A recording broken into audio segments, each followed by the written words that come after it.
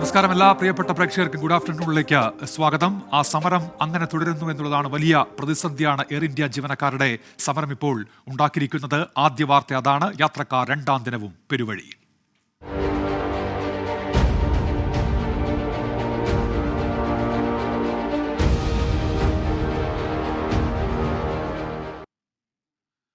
സമരം ചെയ്യുന്ന air India express ജീവനക്കാർക്കെതിരെ കടുത്ത നടപടിയുമായി മാനേജ്മെന്റ് 30 ജീവനക്കാരെ പിരിച്ചുവിട്ടു. കൂട്ട അവധിയെടുക്കൽ ബോധപൂർവമെന്നും കൂടുതൽ നടപടിയുണ്ടാകുമെന്നും മാനേജ്മെന്റ് മുന്നറിയിപ്പ് നൽകി. അതേസമയം സെൻട്രൽ ലേബർ കമ്മീഷണർ ഡൽഹിയിൽ അടിയന്തര യോഗം വിളിച്ചു. മാനേജ്മെന്റ് പ്രതിനിധികളുമായും സമരം നടത്തുന്ന ജീവനക്കാരുടെ പ്രതിനിധികളുമായും ചർച്ചയ്ക്കുള്ള ശ്രമമാണ് ഇപ്പോൾ നടക്കുന്നത്. ബൽറാം നെടുങ്ങാടി വാർത്തയുടെ വിശദാംശങ്ങളുമായി ഇപ്പോൾ ചേരുന്നുണ്ട് ഡൽഹിയിൽ നിന്ന്. ബൽറാം, ആ സമരം തുടരുകയാണല്ലോ ബൽറാം. ഈ ചർച്ച കൊണ്ട് ഒരു പ്രശ്നപരിഹാരം പ്രതീക്ഷിക്കാമോ ബൽറാം? ഉന്മേഷ്, ഇന്ന് ഉച്ച കഴിഞ്ഞാണ് സെൻട്രൽ ലേബർ കമ്മീഷണർ രണ്ട് വിഭാഗങ്ങളെയും, കമ്പനിയുടെ ഉദ്യോഗസ്ഥരെയും ഒപ്പം തന്നെ ഈ ജീവനക്കാരുടെ പ്രതിനിധികളെയും ചർച്ചകൾക്കായി വിളിച്ചിരിക്കുന്നത്. ഈ വിഷയത്തിൽ ലേബർ കമ്മീഷന്റെ നിലപാട് വ്യക്തമാണ്.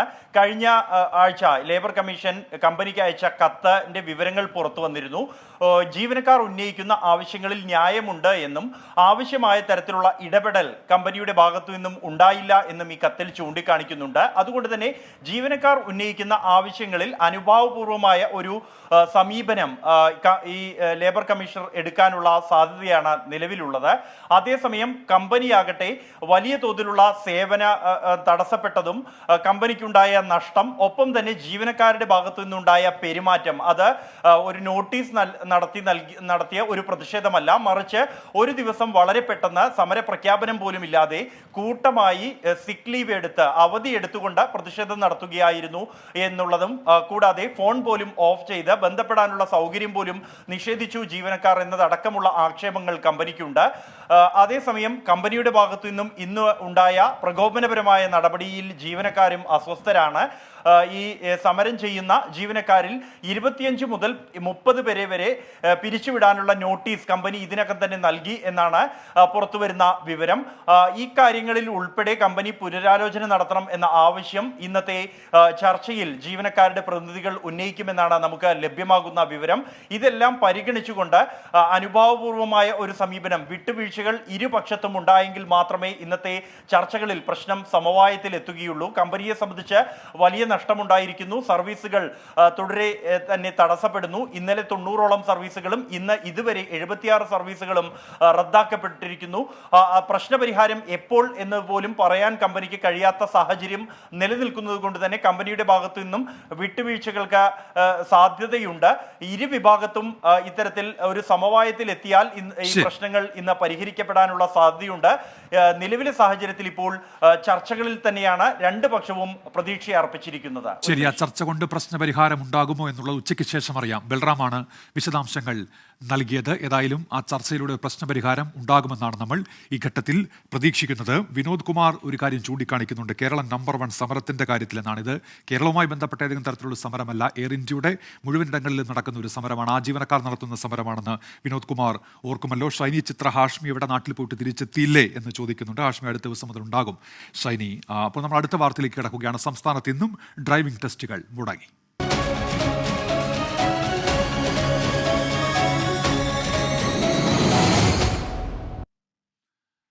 ഡ്രൈവിംഗ് ടെസ്റ്റ് പരിഷ്കരണത്തിനെതിരെ സംയുക്ത സമരസമിതിയുടെ പ്രതിഷേധത്തെ തുടർന്ന് 7ാം ദിവസവും സംസ്ഥാനത്ത് ഡ്രൈവിംഗ് ടെസ്റ്റ് മുടങ്ങി. പലയിടങ്ങളിലും സ്ലോട്ട് കിട്ടിയെങ്കിലും അപേക്ഷകർ എത്താത്തതിനെ തുടർന്ന് ഉദ്യോഗസ്ഥർ മടങ്ങി. സർക്കുലർ പിൻവലിക്കും വരെ സമരം തുടരാനാണ് സംയുക്ത സമരസമിതിയുടെ തീരുമാനം. തിരുവനന്തപുരം മുട്ടത്തറ പരീക്ഷാ കേന്ദ്രത്തിൽ 21 പേർക്കായിരുന്നു ഡ്രൈവിംഗ് ടെസ്റ്റിന് സ്ലോട്ട് ഉണ്ടായിരുന്നത്. എത്തിയത് ഒരാൾ. ലിസ്റ്റിൽ പേരില്ലാത്തതിനാൽ അപേക്ഷാർത്ഥി മടങ്ങി. അവർ പറഞ്ഞ് പഴയ ലിസ്റ്റ് എല്ലാം ക്യാൻസൽ ആക്കിയെന്ന്, അടുത്ത പുതിയ ലിസ്റ്റ് എടുക്കാൻ പറഞ്ഞു. ഇനി പുതിയ ഐ ടെസ്റ്റ് എടുക്കണം, പുതിയ ഡേറ്റ് എടുക്കണം, ഇനി ഒന്നേന്ന് ഫീസ് അടക്കണം. ഇത്രയും കാര്യങ്ങൾ ചെയ്താൽ മാത്രമേ ഈ വിദ്യാർത്ഥിക്ക് ഇനി ടെസ്റ്റ് കയറാമുള്ളൂ. പോലീസ് സംരക്ഷണയിലാണ് മുട്ടത്തറയിൽ പരീക്ഷ നടത്താൻ MVD ഉദ്യോഗസ്ഥരെത്തിയത്. ടെസ്റ്റ് റദ്ദാക്കിയതോടെ മടങ്ങിയ ഉദ്യോഗസ്ഥരെ സമരസമിതി അംഗങ്ങൾ ഗേറ്റിൽ തടഞ്ഞു.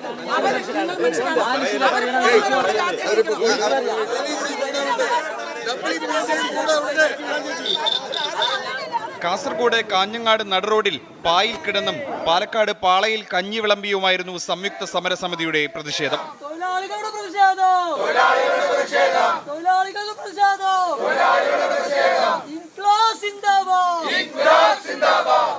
സർക്കുലർ പിൻവലിക്കും വരെ സമരം തുടരാനാണ് സംയുക്ത സമരസമിതിയുടെ തീരുമാനം. തിങ്കളാഴ്ച 1 ലക്ഷം പേരെ പങ്കെടുപ്പിച്ച് സെക്രട്ടേറിയറ്റ് പടിക്കൽ ഉപരോധ സമരം നടത്തുമെന്നും മന്ത്രിയെ വഴിയിൽ തടയുമെന്നും സമരസമിതി അറിയിച്ചു. വിവിധ ബ്യൂറോകൾക്കൊപ്പം 24 തിരുവനന്തപുരം.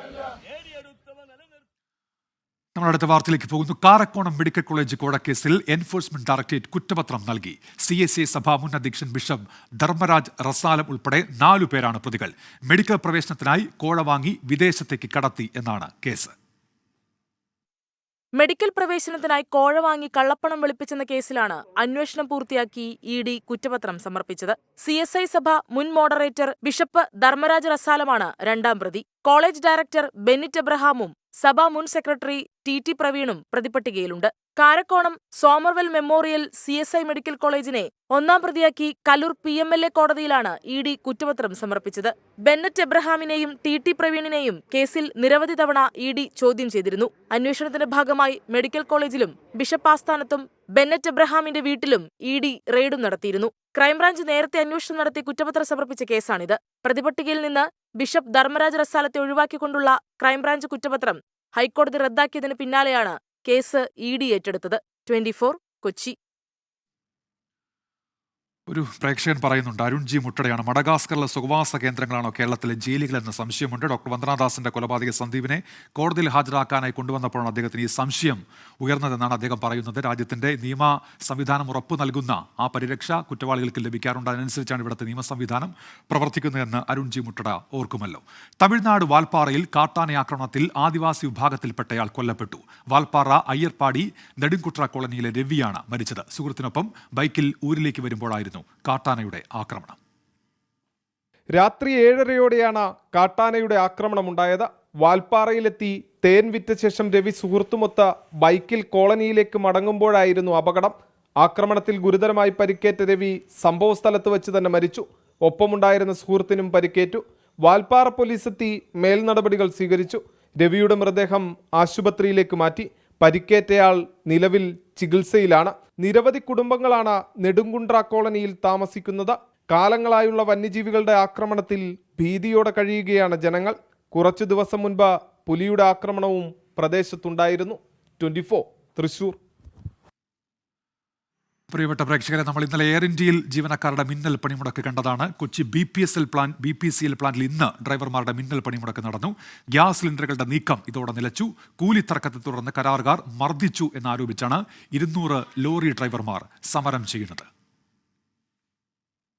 ഇന്നലെയാണ് തൃശൂർ കൊടകരയിലെ സ്വകാര്യ ഏജൻസിയിൽ ലോഡ് ഇറക്കിയതുമായി ബന്ധപ്പെട്ട് കൂലിത്തർക്കമുണ്ടായത്. ഇതിനിടെ ഡ്രൈവർ ശ്രീകുമാറിന് മർദ്ദനമേറ്റു. ഗുരുതര പരിക്കുകളോടെ എറണാകുളത്തെ സ്വകാര്യ ആശുപത്രിയിൽ ചികിത്സയിലാണ് ശ്രീകുമാർ. ഇതിൽ പ്രതിഷേധിച്ചാണ് 200ഓളം ഡ്രൈവർമാർ രാവിലെ മുതൽ പണിമുടക്ക് ആരംഭിച്ചത്. പുള്ളിക്ക് ആന്തരികവായുകൾക്ക് ഭയങ്കരമായിട്ട് ക്ഷതമായിട്ടുണ്ട്. മൂത്രം പോകുന്നില്ലെന്നാണ് പറഞ്ഞത്. അങ്ങനെയാണ് ഇപ്പം ഇന്നലെ രാത്രി ഇവിടെ വന്നപ്പോഴത്തേക്ക് മെഡിക്കൽ ഹോസ്പിറ്റലിൽ അഡ്മിറ്റ് ആക്കിയത്. അപ്പം നമുക്കൊരു സുരക്ഷ എവിടെ നിന്നാണെങ്കിലും നമുക്ക് ഏത് ഏജൻസി പോയാലും നമ്മൾ സുരക്ഷ കിട്ടണം നമുക്ക്, എങ്കിലും നമുക്ക് അതുകൊണ്ടുള്ള ബെനിഫിറ്റ് ഉള്ളൂ. പക്ഷേ ഞങ്ങൾ ചെല്ലുന്ന ഏജൻസികളിലൊക്കെ ഞങ്ങൾക്ക് വളരെ മോശമായ അനുഭവങ്ങൾ ഉണ്ടാവുന്നു. കയറ്റർക്ക് കൂലിയുടെ ആണെങ്കിലും മറ്റുള്ള പ്രശ്നങ്ങളൊക്കെ ആയിട്ട് പല രീതിയിലുള്ള അനുഭവങ്ങളാണ് കടന്നു വന്നത്. ഇതോടെ സംസ്ഥാനത്തെ 7 ജില്ലകളിലേക്കുള്ള സിലിണ്ടറുകളുടെ വിതരണം പൂർണ്ണമായും നിലച്ചു. സമരം നീണ്ടാൽ വലിയ പ്രതിസന്ധിയിലേക്കാവും കാര്യങ്ങൾ നീങ്ങുക. ലോഡുമായി പോകുന്ന തൊഴിലാളികൾക്ക് മതിയായ സംരക്ഷണം നൽകണമെന്നാവശ്യപ്പെട്ട് സർക്കാരിനെ സമീപിക്കാനും ഡ്രൈവർമാരുടെ സംയുക്ത സംഘടന തീരുമാനിച്ചു. 24 കൊച്ചി. അപ്പോൾ മിന്നൽ പണിമുടക്ക് ആ സമരം തുടരുകയാണ്. ഷാൻഡി ആന്റണി ചോദിക്കുന്നു, +2 റിസൾട്ട് എപ്പോഴാണ് പബ്ലിഷ് ചെയ്യുന്നത് എന്നാണ് ചോദ്യം. ആ ചോദ്യത്തിനുള്ള മറുപടി ഈ വാർത്തയിലുണ്ട്. Higher secondary, vocational higher secondary പരീക്ഷാ ഫല പ്രഖ്യാപനം ഉടൻ 3 മണിക്ക് പൊതുവിദ്യാഭ്യാസ മന്ത്രി വി ശിവൻകുട്ടി ഫലം പ്രഖ്യാപിക്കും. മുൻ വർഷത്തെ അപേക്ഷിച്ച് 16 ദിവസം മുൻപെയാണ് പ്രഖ്യാപനം വരാൻ പോകുന്നത്.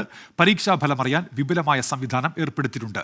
കേരള റിസൾട്ട്സ്, PRD, കൈറ്റ് എന്നിവയുടെ വെബ്സൈറ്റ് വഴി +2 ഫലം അറിയാം. ഇത്തവണയും SSLC പരീക്ഷയിൽ മികച്ച വിജയമാണ് മലപ്പുറം ജില്ലയിൽ. മുഴുവൻ വിദ്യാർത്ഥികൾക്കും +1 പ്രവേശനം ലഭിക്കുമോ എന്ന ആശങ്ക ഇക്കൊല്ലവുമുണ്ട്. സീറ്റുകൾ വർദ്ധിപ്പിച്ച് സർക്കാർ പ്രഖ്യാപനം നേരത്തെ വന്നെങ്കിലും കണക്കുകൾ പ്രകാരം 27,000-ലധികം കുട്ടികൾക്ക് സർക്കാർ എയ്ഡഡ് സ്കൂളുകളിൽ +1 പ്രവേശനം ലഭിച്ചേക്കില്ല. ഇത്തവണ മലപ്പുറം ജില്ലയിൽ നിന്ന് SSLC പരീക്ഷ എഴുതിയത് 79,901 വിദ്യാർത്ഥികൾ. 79,730 വിദ്യാർത്ഥികൾ വിജയിച്ചു. ഇതിൽ 11,974 വിദ്യാർത്ഥികൾക്ക് മുഴുവൻ വിഷയങ്ങളിലും A+. എന്നാൽ കണക്കുകൾ പ്രകാരം ഇത്തവണയും ഉപരിപഠനത്തിന് യോഗ്യത നേടിയ മുഴുവൻ വിദ്യാർത്ഥികൾക്കും സർക്കാർ എയ്ഡഡ് സ്കൂളുകളിൽ പ്രവേശനം ലഭിക്കാനിടയില്ല. 52,600 മലപ്പുറം ജില്ലയിലെ ആകെ +1 സീറ്റുകളുടെ എണ്ണം. ഈ വർഷം സർക്കാർ പ്രഖ്യാപിച്ച 10,650 സീറ്റുകൾ ഉൾപ്പെടെയുള്ള കണക്കാണിത്. അങ്ങനെയെങ്കിൽ 27,130 വിദ്യാർത്ഥികൾക്ക് പ്രവേശനം ലഭിക്കില്ല. 11,300 +1 സീറ്റുകൾ അൺഎയ്ഡഡ് മേഖലയിലുമുണ്ട്. ഇവിടങ്ങളിൽ പണം കൊടുത്ത് പഠിക്കാമെന്ന് തീരുമാനിച്ചാലും 15,830 കുട്ടികൾക്ക് എവിടെയും സീറ്റ് ലഭിക്കില്ല. ഒരു ഹയർ സെക്കൻഡറി ക്ലാസ് റൂം എന്ന് പറയുന്നത് 30-20 സൈസിലുള്ള ഒരു ക്ലാസ് റൂമാണ്. അതിൽ ശാസ്ത്രീയമായി പറയുകയാണെങ്കിൽ 50 കുട്ടികൾക്കുള്ള സ്പേസ് ആണ് ആ ക്ലാസ് റൂമിലുള്ളത്. അവിടെയാണ് സീറ്റ് വർദ്ധിപ്പിക്കേണ്ട ഒരു വിഷയം വരുന്ന സമയത്ത് കുട്ടികളുടെ എണ്ണം കൂട്ടി അത് 60 പിന്നീട് അങ്ങോട്ട് അത് 65 ഒക്കെ ആയി മാറുന്നത്. അപ്പോൾ ഇത് സ്വാഭാവികമായിട്ടും അധ്യാപകരുടെ പ്രശ്നം മാത്രമല്ല ഇവിടെ ഉള്ളത്. ഒരു കുട്ടിക്ക് ന്യായമായി 50 കുട്ടികളുടെ ഇടയ്ക്കിരുന്ന് കിട്ടേണ്ട ശ്രദ്ധ 65 കുട്ടികളുടെ ഇടയ്ക്കിരിക്കുമ്പോൾ കിട്ടുന്നില്ല എന്നുള്ള ഒരു അന്യായം കൂടിയും ഇവിടെ ഉണ്ട്.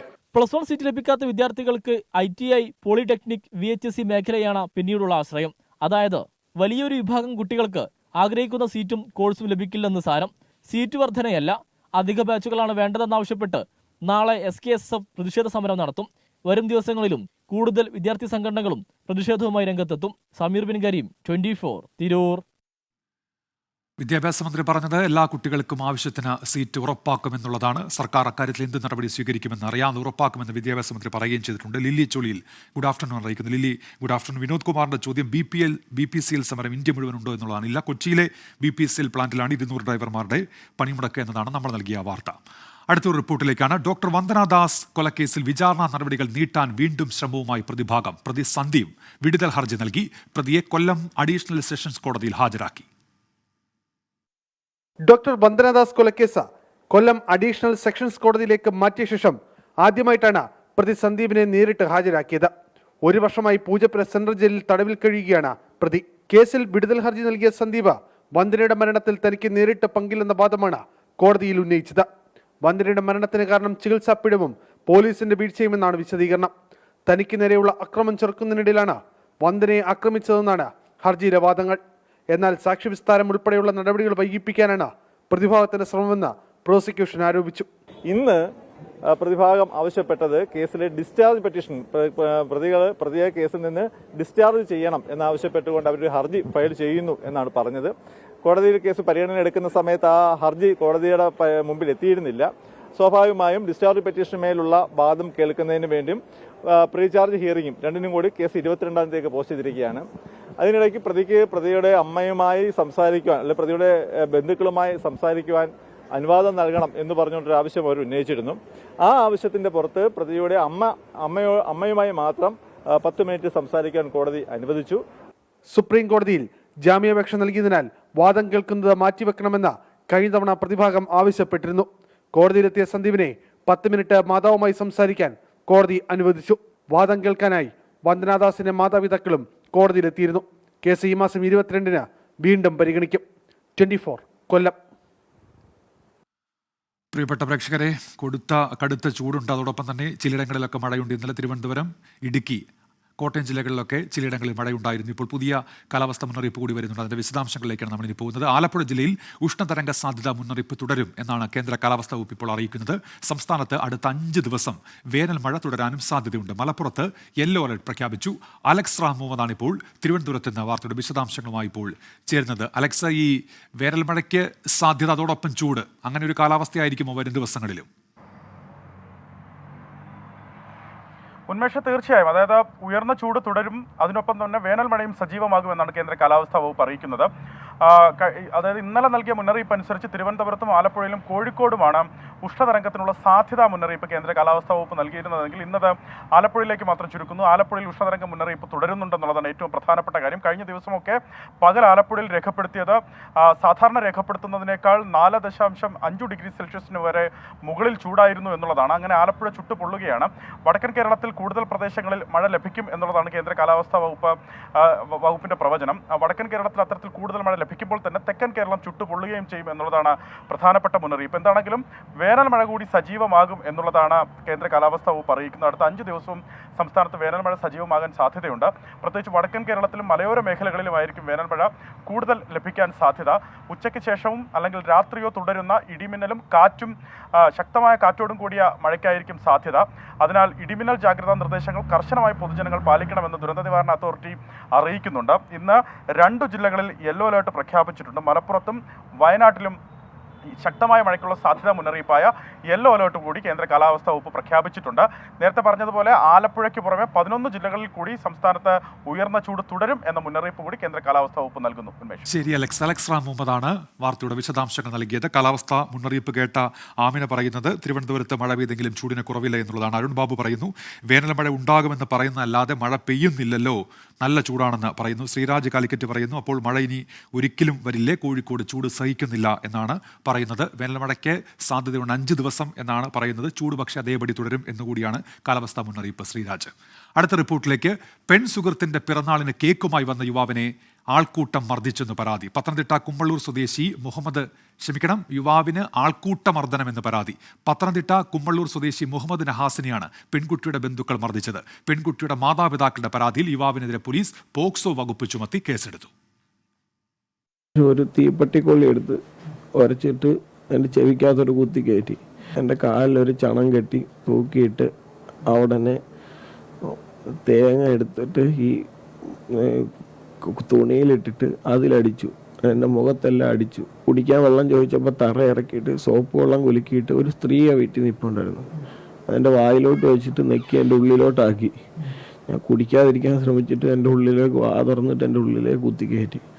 16-കാരിയായ സുഹൃത്തിനെ കാണാൻ രാത്രി പിറന്നാൾ കേക്കുമായി എത്തിയതായിരുന്നു പത്തനംതിട്ട സ്വദേശിയായ മുഹമ്മദ് നഹാസ്. കൊല്ലം തേവലക്കരയിലെ പെൺകുട്ടിയുടെ ബന്ധുവീടിനു സമീപത്ത് വെച്ച് 10ഓളം പേർ ക്രൂരമായി മർദ്ദിച്ചെന്നാണ് 20-കാരൻ്റെ ആരോപണം. കുറേ തല്ലി എന്ന് പറഞ്ഞാൽ കുറേ തല്ലി. അതിനുശേഷം അവളുടെ ഒരാൾ വന്നിട്ട് എൻ്റെ കൈ പിടിച്ചിട്ട് ഒരു സൈഡിലോട്ട് വെച്ചിട്ട് ടോർച്ച് വെച്ചിട്ട് എൻ്റെ ഈ സൈഡെല്ലാം ഇടിച്ച് ഭയങ്കരമായിട്ട് ഇടിച്ച് തേങ്ങ വെച്ച് കെട്ടി തൂക്കിയിട്ട് ഇടിച്ചായിരുന്നു. കൊല്ലം തെക്കുംഭാഗം പോലീസ് സ്ഥലത്തെത്തിയാണ് നഹാസിനെ മോചിപ്പിച്ചത്. ആദ്യം സമീപത്തെ സ്വകാര്യ ആശുപത്രിയിലും പിന്നീട് വണ്ടാനം മെഡിക്കൽ കോളേജിലും യുവാവ് ചികിത്സ തേടി. ഇതിനിടെ പെൺകുട്ടിയുടെ ബന്ധുക്കളുടെ പരാതിയിൽ മുഹമ്മദ് നഹാസിനെതിരെ പോക്സോ വകുപ്പുകളടക്കം ചുമത്തി പോലീസ് കേസെടുത്തു. നഹാസിന്റെ മൊഴി വിശദമായി രേഖപ്പെടുത്തിയ ശേഷം ആക്രമിച്ചവർക്കെതിരെ കേസെടുക്കുമെന്ന് തെക്കുംഭാഗം പോലീസ് അറിയിച്ചു. 24 പത്തനംതിട്ട. അതിക്രൂരമർദ്ദനമാണ് ആ യുവാവിനേറ്റത്. ഹരിയാനയിലെ BJP സർക്കാർ ഭൂരിപക്ഷം തെളിയിക്കണമെന്നാവശ്യപ്പെട്ട് JJP അധ്യക്ഷൻ ദുഷ്യന്ത് ചൌട്ടാല ഗവർണർക്ക് കത്തയച്ചു. 3 സ്വതന്ത്രർ സർക്കാരിനുള്ള പിന്തുണ പിൻവലിച്ച് കോൺഗ്രസ് പക്ഷത്തേക്ക് മാറിയ സാഹചര്യത്തിലാണ് ഈ നീക്കം. ബൽറാം നെടുങ്ങാടിയുണ്ട് ഇപ്പോൾ ഡൽഹിയിൽ നിന്ന് ഈ വാർത്തയുടെ വിശദാംശങ്ങളുമായി. ബൽറാം, എന്തൊക്കെ രാഷ്ട്രീയ ചർച്ചകൾ, രാഷ്ട്രീയ നീക്കങ്ങൾ ഹരിയാനയിൽ നടക്കുന്നു? ബൽറാം. ഉന്മേഷ്, ഹരിയാന സർക്കാർ നിലവിൽ 2 ദിവസമായി തുലാസിലാണ്. ഇത് പ്രധാനമായും സർക്കാരിനെ പിന്തുണച്ചിരുന്ന 3 സ്വതന്ത്രർ പക്ഷം മാറിക്കൊണ്ട് കോൺഗ്രസിനെ പിന്തുണ അറിയിച്ച് രംഗത്തെത്തിയതോടുകൂടിയാണ് സർക്കാരിന് ഭൂരിപക്ഷം നഷ്ടപ്പെടുന്ന സാഹചര്യമുണ്ടായത്. ഇതിൽ ഏറ്റവും ഒടുവിലത്തെ നീക്കമാണ് ഹരിയാനയിലെ മുൻ ഉപമുഖ്യമന്ത്രിയും BJPയുടെ സഖ്യകക്ഷിയുമായിരുന്ന JJPയുടെ അധ്യക്ഷൻ ദുഷ്യന്ത് ചൌട്ടാല ഗവർണർക്ക് കത്തയച്ചിരിക്കുന്നു. ഹരിയാന സർക്കാരിനോട് സഭയിൽ ഭൂരിപക്ഷം തെളിയിക്കാൻ ആവശ്യപ്പെടണം എന്ന് ചൂണ്ടിക്കാണിച്ചുകൊണ്ടാണ് ഈ കത്ത് ഉള്ളത്. അദ്ദേഹം നേരത്തെ തന്നെ കോൺഗ്രസ് സഭയിൽ ഒരു അവിശ്വാസ പ്രമേയം കൊണ്ടുവന്നാൽ അതിനെ പിന്തുണയ്ക്കുമെന്ന് അറിയിച്ചിട്ടുണ്ട്.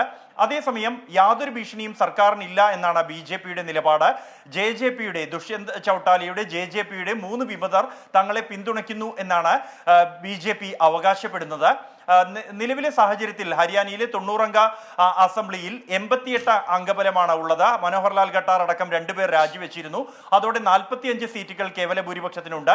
അതിൽ താഴെ പോയിരിക്കുന്നു. നിലവിൽ 43 പേരുടെ ഭൂരിപക്ഷം മാത്രമാണ് BJP സർക്കാരിന് ഉള്ളതെങ്കിലും 3 വിമതരുടെ പിന്തുണ ഒരു അവിശ്വാസ പ്രമേയം അവതരിപ്പിച്ചാൽ അതിൽ ഉറപ്പാക്കാൻ കഴിയുമെന്ന BJPക്ക് ആത്മവിശ്വാസമുണ്ട്. ഇനി അത്തരത്തിൽ നീക്കം നടക്കുന്നതിന്റെ പേരിൽ ഈ 3 വിമതരെയും JJP നടപടിയെടുത്ത് പുറത്താക്കുകയാണെങ്കിൽ സഭയിലെ ആകെ അംഗസംഖ്യ വീണ്ടും കുറഞ്ഞ് 85 കുറയും. കേവല ഭൂരിപക്ഷം 43 മാറും. അത് നിലവിൽ BJP സർക്കാരിന് ഉണ്ട് എന്നുള്ളതാണ് BJPയുടെ ആത്മവിശ്വാസത്തിന് കാരണം. നിലവിലെ സാഹചര്യത്തിൽ ഈ കഴിഞ്ഞ മാർച്ച് 13-ന് സഭയിൽ കോൺഗ്രസിന്റെ അവിശ്വാസ പ്രമേയം മറികടന്നതാണ് BJP സർക്കാർ എന്നതുകൊണ്ട് തന്നെ സാങ്കേതികമായി 6 മാസത്തേക്ക് ഇനി അവിശ്വാസ പ്രമേയം കൊണ്ടുവരാൻ കഴിയാത്ത സാഹചര്യമുണ്ട്. മറ്റെന്തെങ്കിലും കാരണത്തിലായിരിക്കണം വോട്ടെടുപ്പ് സഭയിൽ നടക്കേണ്ടത് എന്നുള്ളതാണ്. എന്നാൽ കോൺഗ്രസിനെ സംബന്ധിച്ചിടത്തോളം JJPയെ പൂർണ്ണമായും വിശ്വാസത്തിലെടുക്കാൻ തയ്യാറല്ല. 4.5 വർഷം BJPക്കൊപ്പം ഭരിച്ചതാണ്. അതുകൊണ്ട് തന്നെ ലോക്സഭാ തിരഞ്ഞെടുപ്പിന് ശേഷം മാത്രം മതി അട്ടിമറി നീക്കം അടക്കമുള്ള കാര്യങ്ങൾ അല്ലെങ്കിൽ ഇത്തരത്തിലുള്ള ആലോചനകൾ എന്നാണ് കോൺഗ്രസിന്റെ നിലപാട്. ശരി ബൽറാം, അങ്ങനെ രാഷ്ട്രീയ നീക്കങ്ങൾ സജീവമാണ് ഹരിയാനയിൽ. ബൽറാം നെടുങ്ങാടിയാണ് ഡൽഹിയിൽ നിന്ന് വാർത്തയുടെ വിശദാംശങ്ങൾ നൽകിയത്. ചില പ്രേക്ഷകരൊക്കെ അവരുടെ നാടുകളിൽ മഴ കിട്ടിയ കാര്യം ഇപ്പോൾ അറിയിക്കുന്നുണ്ട്. അനസ് കുട്ടശ്ശേരി പറയുന്നുണ്ട്, കേരളത്തിൽ കാലവർഷം ആദ്യം എത്തി അവസാനം തീരുന്ന മലയോര മേഖലയാണ് മലപ്പുറം കരുവാരക്കുണ്ട്. ഇപ്പോൾ മഴയ്ക്ക് വേണ്ടി കാത്തിരിക്കുന്നെന്ന് പറയുന്നു. രാജി അനീഷ് പറയുന്നുണ്ട്, ഇന്നലെ നല്ല ഇടിയും മഴയും കാറ്റുമുണ്ടായി, അടിപൊളിയായിരുന്നു എന്നാണ് പറയുന്നത്. ചില പ്രേക്ഷകരൊക്കെ അങ്ങനെ നാടുകളിൽ മഴ ലഭിച്ച കാര്യം ഇപ്പോൾ ചൂണ്ടിക്കാണിക്കുന്നുണ്ട്. അടുത്ത വാർത്തയിലേക്ക്. ഇന്നലെ അമേരിക്കയിൽ അന്തരിച്ച ബിലീവേഴ്സ് ഈസ്റ്റേൺ ചർച്ച് സഭാധ്യക്ഷൻ മാർ അത്തനേഷ്യസ് യോഹാൻ മെത്രാപ്പൊലീത്തയുടെ സംസ്കാര ചടങ്ങുകൾ കേരളത്തിൽ തന്നെ നടത്തിയേക്കും. അന്തിമ തീരുമാനമെടുക്കാൻ തിരുവല്ലയിലെ ബിലീവേഴ്സ് ആസ്ഥാനത്ത് എപ്പിസ്കോപ്പൽ സിനഡ് ചേരും.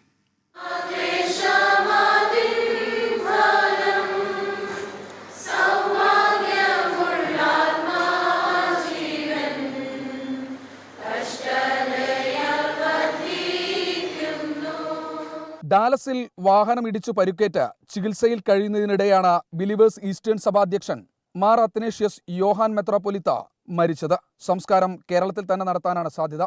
ഇത് സംബന്ധിച്ച തീരുമാനമെടുക്കാൻ രാത്രി 8 മണിക്കാണ് എപ്പിസ്കോപ്പൽ സിനഡ് തിരുവല്ലയിലെ ബിലീവേഴ്സ് ആസ്ഥാനത്ത് ചേരുക. ബിഷപ്പ്മാരോടും സഭാ സെക്രട്ടറി അച്ഛനോടും സംസാരിച്ചതിൻ്റെ വെളിച്ചത്തിൽ നമുക്ക് തിരുമേനിയുടെ അന്തിമ ശുശ്രൂഷകളെല്ലാം ഇവിടെ തന്നെ നടത്തണം, കത്തീഡ്രൽ ചർച്ചിൽ തന്നെ നടത്തണമെന്നുള്ള ആഗ്രഹങ്ങളാണ് നിലവിൽ പറയപ്പെട്ടിട്ടുള്ളത്. വാഹനാപകടം സംബന്ധിച്ച ദുരൂഹതകളുണ്ടെന്ന പ്രചാരണം ബിലീവേഴ്സ് ചർച്ച് അധികൃതർ തള്ളി. ചർച്ച് മെഡിക്കൽ കോളേജിലും സെമിനാരിയിലും ഇന്ന് പ്രത്യേക പ്രാർത്ഥനകൾ നടന്നു.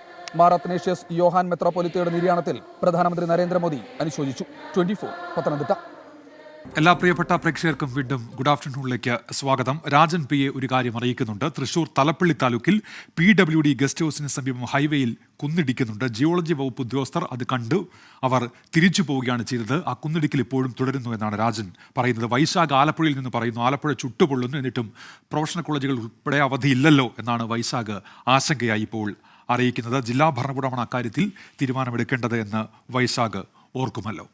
നമ്മൾ അടുത്ത വാർത്തയിലേക്ക് പോകുന്നു. തിരുവനന്തപുരം ജില്ലാ കളക്ടർ ജെറോമിക് ജോർജ് അധികാര ദുർവിനിയോഗം നടത്തിയെന്ന് പരാതി.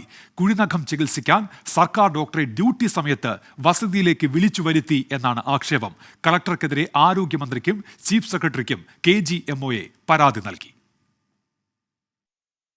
ഇക്കഴിഞ്ഞ ശനിയാഴ്ചയാണ് തിരുവനന്തപുരം ജനറൽ ആശുപത്രിയിലെ ഡോക്ടറെ OPയിൽ വൻ തിരക്കുള്ളപ്പോൾ ചികിത്സയ്ക്കായി ജില്ലാ കളക്ടർ വീട്ടിലേക്ക് വിളിച്ചു വരുത്തിയത്.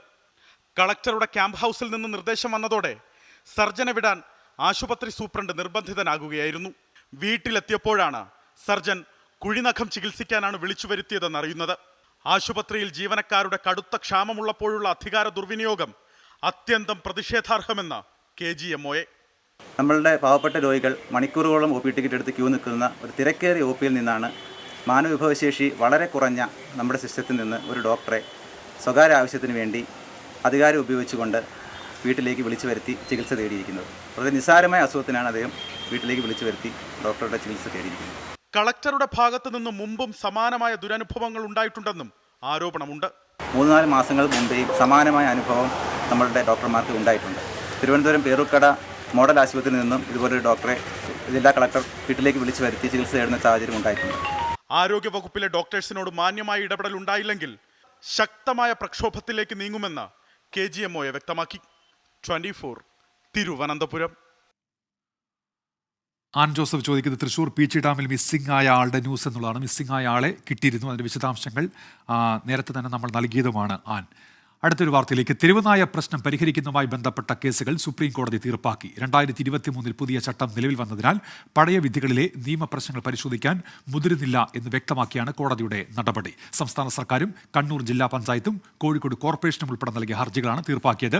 R. അച്യുതൻ വിശദാംശങ്ങളുമായി ഇപ്പോൾ ഡൽഹിയിൽ നിന്ന് ചേരുന്നുണ്ട്. അച്യുതൻ, എന്താണ് സുപ്രീം കോടതി എടുത്ത നിലപാട് ഈ ഹർജികളിൽ? ഉന്മേഷ്, കേരളത്തിൽ ഈ തെരുവുനായ ശല്യം അതിരൂക്ഷമായ സമയത്തായിരുന്നു കണ്ണൂർ ജില്ലാ പഞ്ചായത്തും സംസ്ഥാന സർക്കാരും സംസ്ഥാന ബാലാവകാശ കമ്മീഷൻ ഉൾപ്പെടെയുള്ളവർ സുപ്രീം കോടതിയെ സമീപിക്കുന്ന ഒരു ഘട്ടമുണ്ടായത്. അതിൽ കണ്ണൂർ ജില്ലാ പഞ്ചായത്ത് ആവശ്യപ്പെട്ടത് ഈ അക്രമകാരികളായിട്ടുള്ള നായകളെ ദയാവധം ചെയ്യുന്നതിനുള്ള അനുമതി അത് തേടിക്കൊണ്ടായിരുന്നു ഹർജികൾ സമർപ്പിച്ചത്. എന്തായാലും ആ ഹർജികളിലാണ് ഇപ്പോൾ സുപ്രീം കോടതി തീർപ്പാക്കിയിരിക്കുന്നത്. അതായത് 2023 പുതിയ ചട്ടം നിലയിൽ വന്ന സാഹചര്യത്തിൽ പഴയ കോടതി വിധികൾ പരിശോധിക്കാൻ മുതിരുന്നില്ല എന്ന് ചൂണ്ടിക്കാട്ടിക്കൊണ്ടാണ് സുപ്രീം കോടതി ഇതുമായി ബന്ധപ്പെട്ട തീരുമാനം എടുത്തിരിക്കുന്നത്. ഏതെങ്കിലും തരത്തിൽ, അതായത് നിലവിലുള്ള ചട്ടങ്ങളിൽ പരാതി ഉണ്ടെങ്കിൽ അത് ഈ ഹർജിക്കാർക്ക് ഹൈക്കോടതിയെ സമീപിക്കാം എന്നും കൂടി സുപ്രീം കോടതി നിർദ്ദേശിച്ചിട്ടുണ്ട്. അതായത് നിലവിലുള്ള എല്ലാ ഹർജികളും ഈ സുപ്രീം കോടതി തീർപ്പാക്കിയിരിക്കുകയാണ്.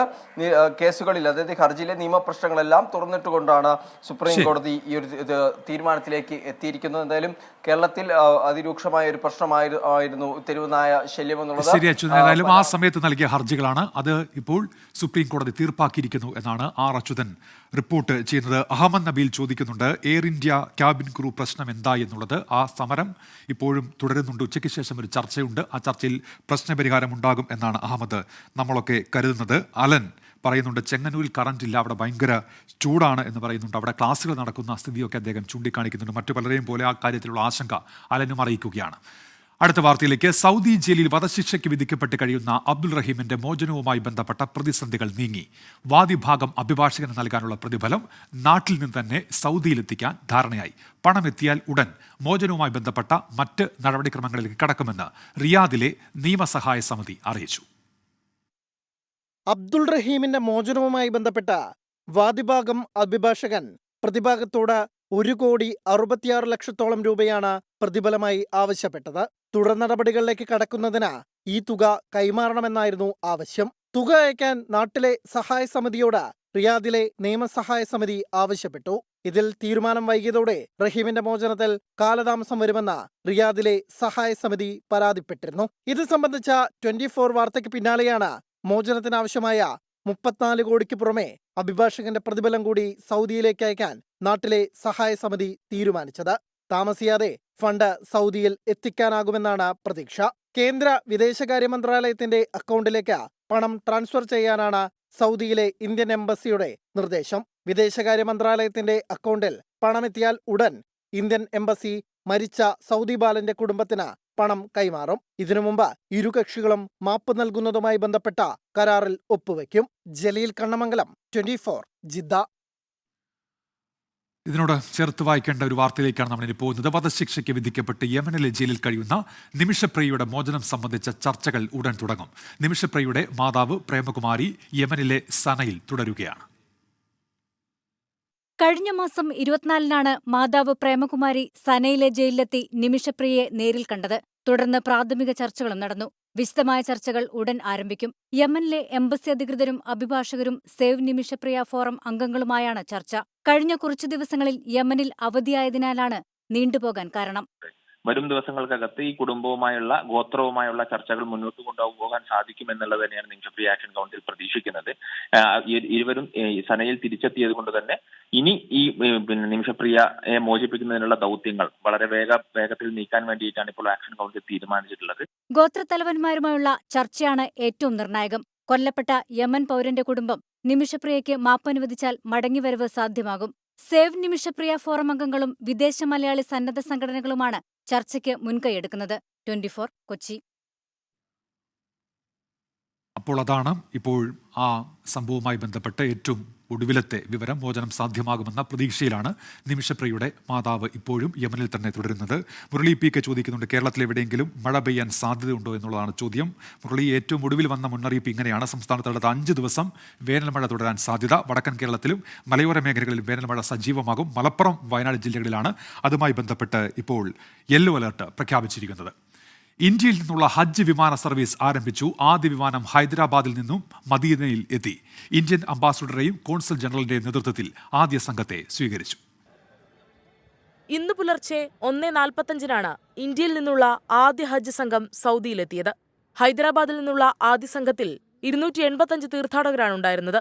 മദീന വിമാനത്താവളത്തിലെത്തിയ ആദ്യ സംഘത്തെ Indian ambassador doctor Suhail Ajaz Khan, consul general Muhammad Shahid Alam എന്നിവരുടെ നേതൃത്വത്തിൽ സ്വീകരിച്ചു.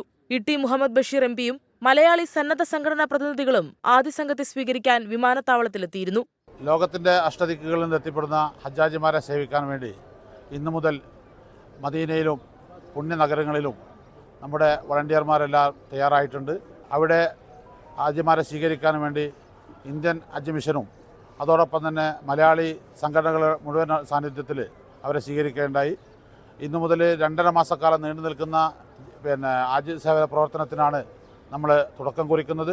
ഹജ്ജ് വെൽഫെയർ ഫോറം, KMCC, OICC തുടങ്ങിയ മലയാളി സംഘടനകളും ഹജ്ജ് സേവന രംഗത്തുണ്ട്. ഇന്ന് മാത്രം 13 വിമാനങ്ങളിലായി 4000-ലേറെ തീർത്ഥാടകർ മദീനയിലെത്തും. 24 ജിദ്ദ. നമ്മൾ നേരത്തെ നൽകിയ വാർത്തയുമായി ബന്ധപ്പെട്ട് ജിയോ ഒരു പരാതി പറയുന്നുണ്ട്. തെരുവ് നായ്ക്കളുടെ ശല്യത്തിന് സുപ്രീം കോടതി കേസ് തീർപ്പാക്കിയെന്ന് പറഞ്ഞു. വിധി എന്താണെന്ന് പറഞ്ഞില്ല എന്നുള്ളതാണ്. ജിയോ ആ വിധി പറഞ്ഞിരുന്നു. 2023 ഇതുമായി ബന്ധപ്പെട്ട് പുതിയ ചട്ടം വന്നിട്ടുണ്ട്. അതുകൊണ്ട് പഴയ ആ നിയമവുമായി ബന്ധപ്പെട്ട നിയമപ്രശ്നങ്ങൾ അതൊന്നും പരിശോധിക്കാൻ ഇപ്പോൾ മുതിരുന്നില്ല എന്നാണ് സുപ്രീം കോടതി പറഞ്ഞത്. അതായത് പുതിയ എന്തെങ്കിലും പരാതികൾ ഉണ്ടെങ്കിൽ ഹൈക്കോടതികളെ സമീപിക്കൂ എന്നുള്ളതായിരുന്നു സുപ്രീം കോടതി വ്യക്തമാക്കിയത്. അതായത് നിലവിലെ ചട്ടങ്ങളിൽ പരാതിയുള്ളവർക്ക് ഹൈക്കോടതിയെ സമീപിക്കാം എന്നാണ് സുപ്രീം കോടതി പറഞ്ഞത്. അതാണ് ആർ അച്യുതൻ നേരത്തെ ഡൽഹിയിൽ നിന്ന് റിപ്പോർട്ട് ചെയ്തത്. സംസ്ഥാനത്ത് വെസ്റ്റ് നൈൽ പനി ബാധിച്ച് മരണം സ്ഥിരീകരിച്ചതോടെ അതീവ ജാഗ്രതയിലാണ് ആരോഗ്യവകുപ്പ്. പാലക്കാട് സ്വദേശിയാണ് കഴിഞ്ഞ ദിവസം മരിച്ചത്. കോഴിക്കോട്, മലപ്പുറം, തൃശൂർ ജില്ലകളിലാണ് നിലവിൽ പനി സ്ഥിരീകരിച്ചിരിക്കുന്നത്. കോഴിക്കോട് മെഡിക്കൽ കോളേജിൽ ഇതുവരെ 10 പേർക്കാണ് വെസ്റ്റ് നൈൽ പനി സ്ഥിരീകരിച്ചത്. പാലക്കാട് കാഞ്ഞിക്കുളം സ്വദേശിയായ 67കാരനാണ് പെരിന്തൽമണ്ണയിലെ സ്വകാര്യ ആശുപത്രിയിൽ ചികിത്സയിലിരിക്കെ മരിച്ചത്. ഒലവക്കോട് ഹോട്ടൽ ജീവനക്കാരനായിരുന്നു. പനി മൂർച്ഛിച്ചതിനെ തുടർന്നാണ് പെരിന്തൽമണ്ണയിലെ സ്വകാര്യ ആശുപത്രിയിൽ ചികിത്സ തേടിയത്. രോഗോറവിടം കണ്ടെത്താൻ ആരോഗ്യവകുപ്പ് നടപടി തുടങ്ങി. സമീപ വീടുകളിലും സ്ഥാപനങ്ങളിലും പരിശോധന നടത്തി. പാലക്കാടിനൊപ്പം കോഴിക്കോട്, മലപ്പുറം, തൃശൂർ ജില്ലകളിലാണ് നിലവിൽ വെസ്റ്റ് നൈൽ പനി സ്ഥിരീകരിച്ചിരിക്കുന്നത്. കോഴിക്കോട് മെഡിക്കൽ കോളേജ് ആശുപത്രിയിൽ ഇതുവരെ 10 പേർക്കാണ് രോഗം സ്ഥിരീകരിച്ചത്. കോഴിക്കോട്, മലപ്പുറം ജില്ലകളിൽ നിന്നുള്ളവരാണിവർ. കോഴിക്കോട് ജില്ലയിൽ രോഗം സ്ഥിരീകരിച്ച 5 പേരിൽ 4 പേരും രോഗം ഭേദമായി ആശുപത്രി വിട്ടു. 24 പാലക്കാട്. +2 റിസൾട്ട് എപ്പോൾ വരുമെന്ന് പ്രേക്ഷകർ ചോദിക്കുന്നുണ്ട്. സുമീഷ് മുകുന്ദൻ ആ ചോദ്യം ഉന്നയിക്കുന്നുണ്ട്. അത് 3 മണിക്കാണ് വിദ്യാഭ്യാസ മന്ത്രിയുടെ വാർത്താ സമ്മേളനം ഉണ്ടാകും. മറ്റൊരു അക്കൗണ്ടിൽ നിന്ന് കൂടി റിസൾട്ട് എപ്പോൾ വരുമെന്നുള്ള ചോദ്യം ഉണ്ടാകുന്നുണ്ട്. വയനാട് സുഗന്ധഗിരി മരമുറിയിൽ പ്രത്യേക അന്വേഷണ സംഘത്തിനെതിരെ വനിതാ റേഞ്ച് ഓഫീസറുടെ പരാതി. മാനസികമായും ശാരീരികമായും സമ്മർദ്ദത്തിലാക്കിയാണ് മൊഴി രേഖപ്പെടുത്തിയത് എന്നാണ് പരാതി. കേസുമായി ബന്ധപ്പെട്ട് സസ്പെൻഷനിലായ വനിതാ റേഞ്ച് ഓഫീസർ K. നീതുവാണ് വനം മേധാവിക്ക് കത്ത് നൽകിയത്. സുഗന്ധഗിരി മരമുറി കേസ് അന്വേഷിക്കുന്ന സംഘത്തിനെതിരെയാണ് സസ്പെൻഷനിലായ റേഞ്ച് ഓഫീസർ K. നീതു ഗുരുതര ആരോപണം ഉന്നയിച്ചിട്ടുള്ളത്.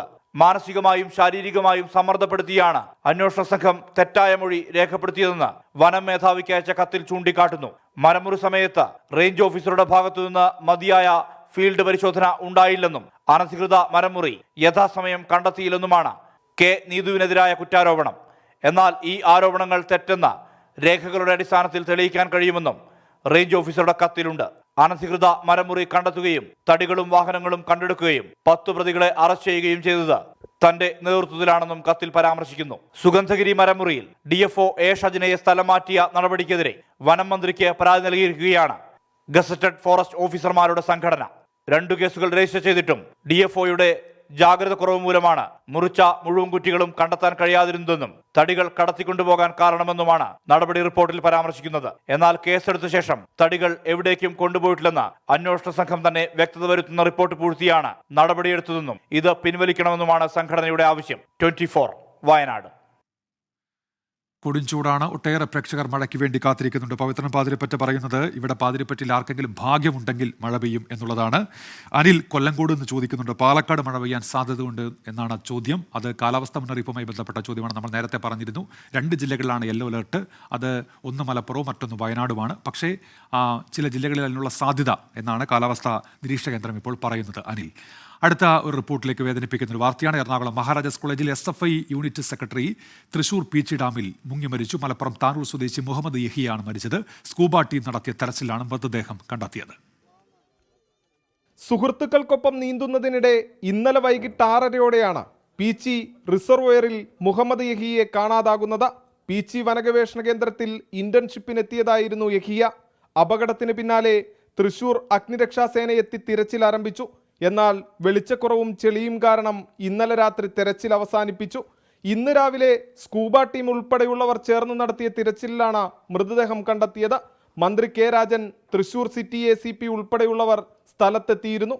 എറണാകുളം മഹാരാജാസ് കോളേജിലെ MSc ബോട്ടണി വിദ്യാർത്ഥിയും SFI യൂണിറ്റ് സെക്രട്ടറിയുമാണ് മരിച്ച മുഹമ്മദ് യഹിയ. തൃശൂർ മെഡിക്കൽ കോളേജിലെ പോസ്റ്റ്മോർട്ടത്തിന് ശേഷം മൃതദേഹം SFI തൃശൂർ ജില്ലാ കമ്മിറ്റി ഓഫീസിൽ പൊതുദർശനത്തിന് വയ്ക്കും. 24 തൃശൂർ. എല്ലാ പ്രേക്ഷകർക്കും ഒരിക്കൽ കൂടി ഗുഡ് ആഫ്റ്റർനൂണിലേക്ക് സ്വാഗതം. നമ്മളൊരു അന്താരാഷ്ട്ര വാർത്തയിലേക്കാണ് ഇനി പോകുന്നത്. കിഴക്കൻ റഫയിൽ ആക്രമണം കടുപ്പിച്ച് ഇസ്രയേൽ. 10,000-ങ്ങളാണ് റഫ വിട്ട് പലായനം ചെയ്യുന്നത്. ആക്രമണം തുടർന്നാൽ ആയുധ സഹായം പൂർണ്ണമായും നിർത്തിവെക്കും എന്നാണ് ഇസ്രയേലിന് അമേരിക്ക നൽകിയ മുന്നറിയിപ്പ്. അതിർത്തിയിൽ നിന്ന് ഒഴിഞ്ഞുപോകണമെന്ന അന്ത്യശാസനം എത്തിയതോടെ 10,000-ങ്ങളാണ് റഫയിൽ നിന്ന് പലായനം ചെയ്യുന്നത്. എങ്ങോട്ട് പോകണമെന്നറിയാതെ നെട്ടോട്ടത്തിലാണിവർ. There is no hospitals effectively now. An-Najjar hospital is out of service and the Kuwaiti hospital just for trauma and for the emergency. We have no beds or no hospitals to refer.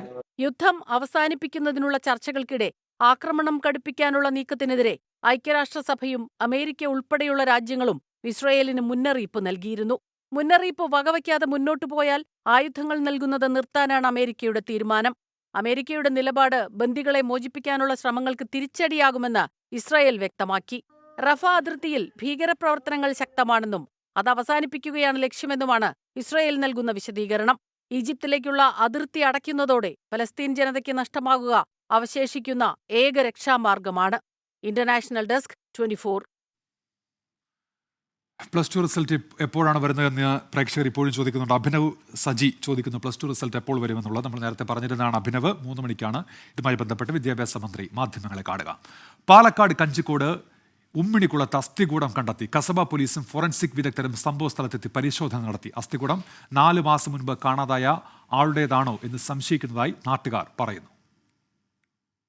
ഇന്നലെ രാവിലെയാണ് ഉമ്മിണികുളത്ത് പ്രദേശവാസികൾ അസ്ഥികൂടം കണ്ടെത്തിയത്. മാസങ്ങൾ പഴക്കമുള്ളതാണ് ശരീരാവശിഷ്ടമെന്ന് പ്രാഥമിക അന്വേഷണത്തിൽ തിരിച്ചറിഞ്ഞു. കസബ പോലീസും forensic വിദഗ്ധരും സംഭവ സ്ഥലത്തെത്തി വിവരങ്ങൾ ശേഖരിച്ചു. അസ്ഥികൂടത്തിന് സമീപത്ത് നിന്ന് കത്തിക്കരിഞ്ഞ നിലയിൽ വസ്ത്രവും കണ്ടെത്തിയിട്ടുണ്ട്. പ്രദേശത്ത് നിന്ന് 4 മാസം മുൻപ് കാണാതായ വയോധികന്റെ അസ്ഥികൂടമാണോ എന്ന് സംശയിക്കുന്നതായി വാർഡ് മെമ്പർ ജയൻ പറഞ്ഞു. 4-5 മാസം മുമ്പ് നമ്മുടെ വാർഡിൽ തന്നെ ഒരാൾ മിസ്സിംഗ് ഉണ്ട്. ആ മിസ്സിംഗ് പരാതി കസബയിൽ കൊടുത്തിട്ടുള്ളതാണ്. പക്ഷെ അതിൻ്റെ അങ്ങേരാണോ അല്ലേ എന്നുള്ളതിൻ്റെ ഒരു ചെറിയൊരു ഇതുണ്ട്. അപ്പോൾ ഫോറൻസിക്കും മറ്റൊന്നും അറിഞ്ഞാൽ മാത്രമേ അതിൻ്റെ വ്യക്തത വരത്തുള്ളൂ. വന്യമൃഗങ്ങൾ ഇറങ്ങുന്ന സ്ഥലമായതിനാൽ ശരീരാവശിഷ്ടങ്ങൾ ഇവ ഭക്ഷിച്ചിരിക്കാമെന്നും സംശയമുണ്ട്. അസ്ഥികൂടത്തിന്റെ ലഭ്യമായ ഭാഗങ്ങൾ ഫോറൻസിക് പരിശോധനയ്ക്ക് അയച്ചു. 24 പാലക്കാട്. അടുത്ത വാർത്തയിലേക്ക്. കാട്ടാനയാക്രമണത്തിൽ കൊല്ലപ്പെട്ട Mathrubhumi news senior cameraman AV മുകേഷിന്റെ മൃതദേഹം സംസ്കരിച്ചു. മലപ്പുറം പരപ്പനങ്ങാടി ചെട്ടിപ്പടിയിലെ വീട്ടുവളപ്പിലായിരുന്നു സംസ്കാരം. ദൃശ്യങ്ങൾ പകർത്തുമ്പോൾ ഇന്നലെയാണ് കാട്ടാനയുടെ ആക്രമണത്തിൽ മുകേഷ് കൊല്ലപ്പെട്ടത്.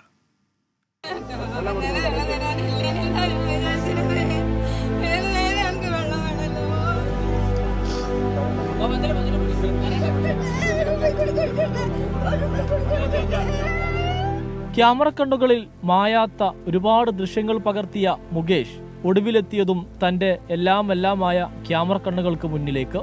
മുകേഷിനെ യാത്രയാക്കാൻ ചെട്ടിപ്പടിയിലെ വീട്ടുമുറ്റത്തേക്ക് സഹപ്രവർത്തകരും നാട്ടുകാരും എത്തിയിരുന്നു. അന്തിമോപചാരം അർപ്പിച്ച ശേഷം 10 മണിയോടെ സംസ്കാര ചടങ്ങുകൾ ആരംഭിച്ചു.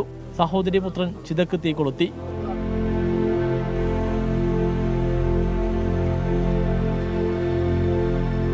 KUWJയുടെയും പൗരാവലിയുടെയും നേതൃത്വത്തിൽ അനുസ്മരണ യോഗം ചേർന്നു.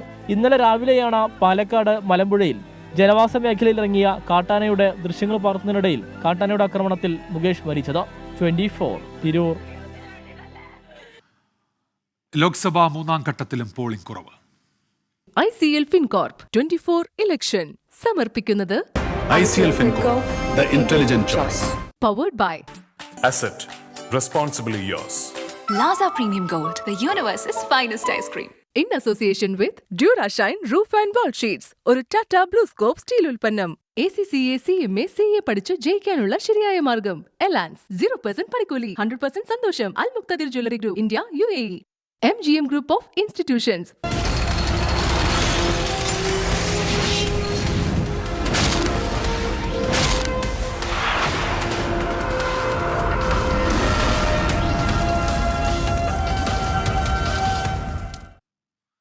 ഇപ്പോൾ തെരഞ്ഞെടുപ്പുമായി ബന്ധപ്പെട്ട വാർത്തകളിലേക്ക്. രാഷ്ട്രീയ പ്രവേശനം ഉടൻ ഉണ്ടാകുമെന്ന സൂചന നൽകിയ വ്യവസായിയും പ്രിയങ്ക ഗാന്ധിയുടെ ഭർത്താവുമായ റോബർട്ട് വാദ്ര ജനങ്ങളെ സേവിക്കാൻ ആഗ്രഹിക്കുന്നുവെന്നും ഒരുപക്ഷെ അത് രാജ്യസഭയിലൂടെ ആകാമെന്നും റോബർട്ട് വാദ്ര പറഞ്ഞു. അദാനിയുടെയും അംബാനിയുടെയും പേര് പറയാൻ പ്രധാനമന്ത്രി നിർബന്ധിതനായെന്ന് പ്രിയങ്ക ഗാന്ധി. മഹാരാഷ്ട്രയിൽ NDA വൻ വിജയം നേടുമെന്ന് കേന്ദ്രമന്ത്രി രാംദാസ് അത്താവാലെ 24നോട് പറഞ്ഞു.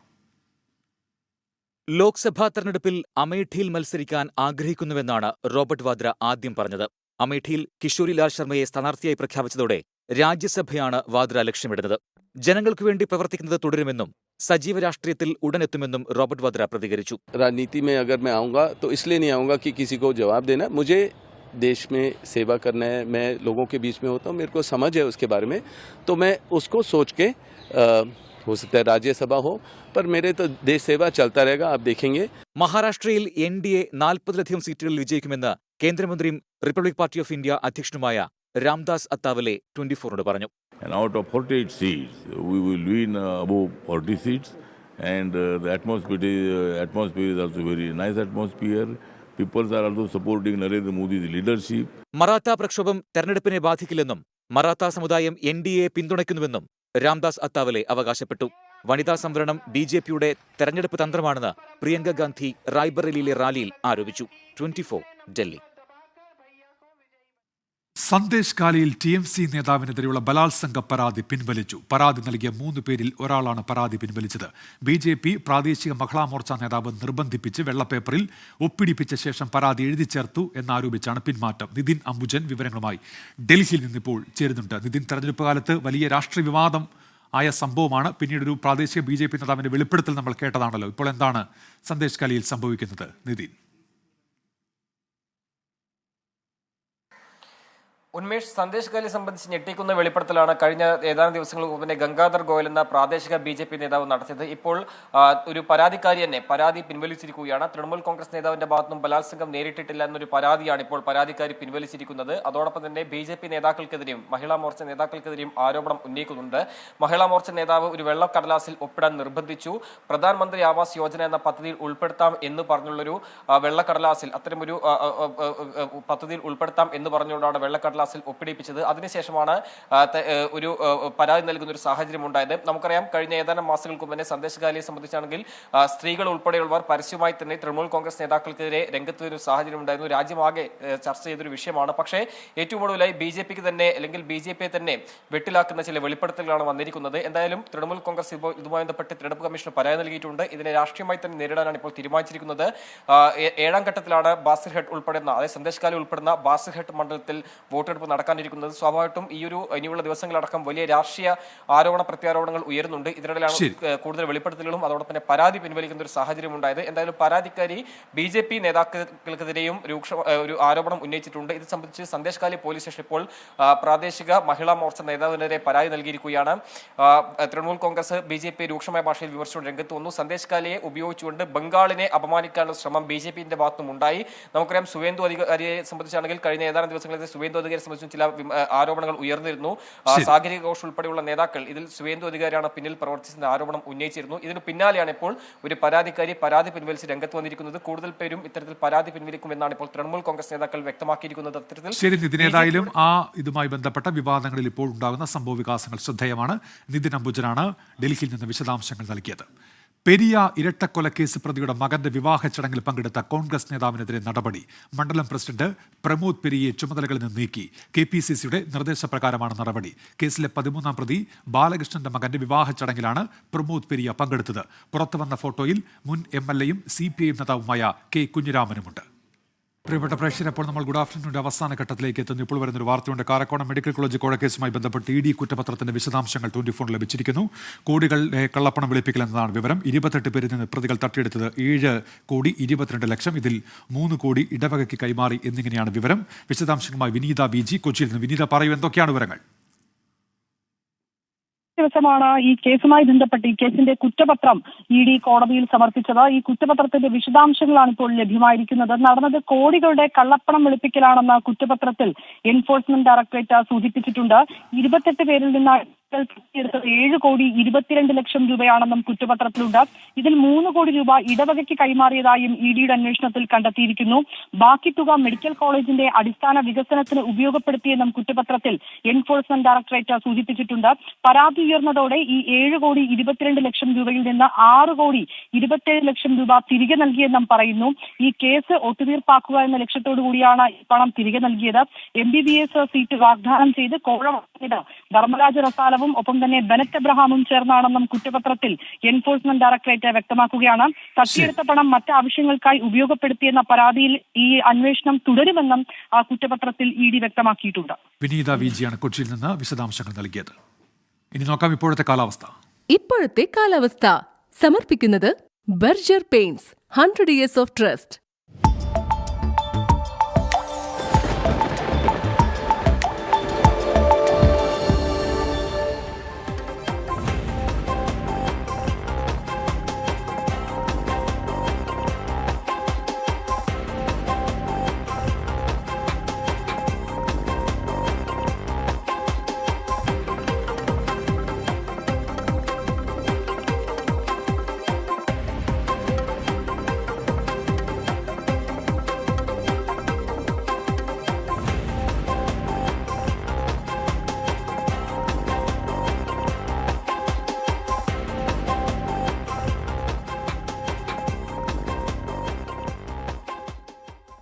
അപ്പോൾ പ്രിയപ്പെട്ട പ്രേക്ഷകരെ, ഗുഡ് ആഫ്റ്റർനൂൺ. ഇന്നത്തെ സമയം അവസാനിക്കുകയാണ്. ഇനി റൈഡിംഗ് റിപ്പോർട്ടർ കാണാം. പ്രജൻസി കണ്ണനെത്തും. നമസ്കാരം.